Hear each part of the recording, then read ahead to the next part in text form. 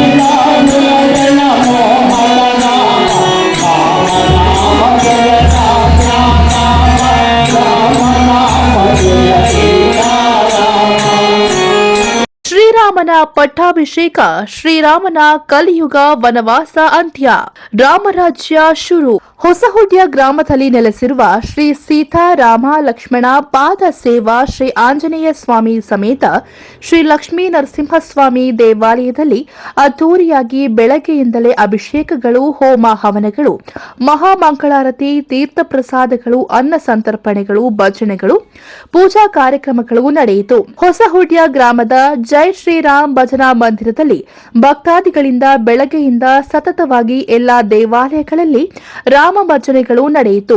ಜೈ ಶ್ರೀರಾಮ್ ಭಜನಾ ಮಂದಿರದಲ್ಲಿ ಶ್ರೀರಾಮ, ಲಕ್ಷ್ಮಣ, ಸೀತೆ, ಆಂಜನೇಯ ಸ್ವಾಮಿರವರ ಫೋಟೋ, ವಿವಿಧ ರೀತಿಯ ದೇವರುಗಳ ಫೋಟೋಗಳನ್ನ ಇಟ್ಟಿರುವುದನ್ನ ನೋಡಿದರೆ ತುಂಬಾ ಮನಸ್ಸಿಗೆ ಸಂತೋಷವಾಗುತ್ತದೆ. ಶ್ರೀರಾಮ ಭಜನಾ ಮಂದಿರದಲ್ಲಿ ಫೋಟೋಗಳನ್ನ ನೋಡಿದಾಗ ಪಟ್ಟಣ ನಗರಗಳಲ್ಲಿ ಹಿಂದೂ ಸಂಪ್ರದಾಯ, ಆಚಾರ ವಿಚಾರಗಳು ನಶಿಸಿ ಹೋಗುತ್ತಿದೆ. ಆದರೆ ಹಳ್ಳಿಗಳಲ್ಲಿ ನಮ್ಮ ಹಿಂದೂ ಸಂಪ್ರದಾಯಗಳು, ಆಚಾರ ವಿಚಾರಗಳು ಇಂದಿಗೂ ಜೀವಂತವಾಗಿರುವುದನ್ನ ನಾವು ಇಲ್ಲಿ ಕಾಣಬಹುದು.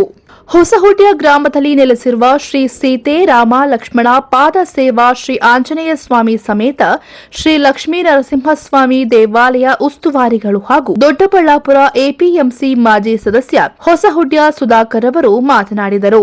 ಈ ಸಮಯದಲ್ಲಿ ಭಜನಾ ತಂಡಗಳು, ದೊಡ್ಡಬಳ್ಳಾಪುರ ಎಪಿಎಂಸಿ ಮಾಜಿ ಸದಸ್ಯ ಹೊಸಹುಡ್ಯ ಸುಧಾಕರ್ ಹಾಗೂ ಯುವ ಪಡೆಯ ಯುವಕರು, ಭಕ್ತಾದಿಗಳು ಹಾಜರಿದ್ದರು.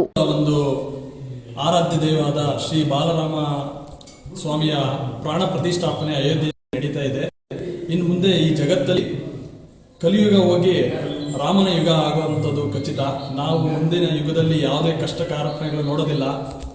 ಎಲ್ಲ ಸಾಮಾನ್ಯ ಜನರು ಸುಖ ಶಾಂತಿಯಿಂದ ನೆಮ್ಮದಿಯಿಂದ ಬದುಕ್ತಾರೆ ಅನ್ನೋ ಒಂದು ನಿರೀಕ್ಷೆಯಲ್ಲಿದ್ದೀರಿ. ಅದೇ ರೀತಿ ಈ ಒಂದು ರಾಮ ಮಂದಿರಕ್ಕೆ ಸ್ಥಾಪನೆಗೆ ಯಾವುದೇ ಸರ್ಕಾರದ ಅನುದಾನ ಇಲ್ಲದೆ ಎಲ್ಲ ದಾನಿಗಳು ದಾನ ಧರ್ಮದಿಂದ ಈ ಒಂದು ಮಹಾ ಕಾರ್ಯವನ್ನು ಲೋಕಾರ್ಪಣೆ ಮಾಡಿದ್ದಾರೆ.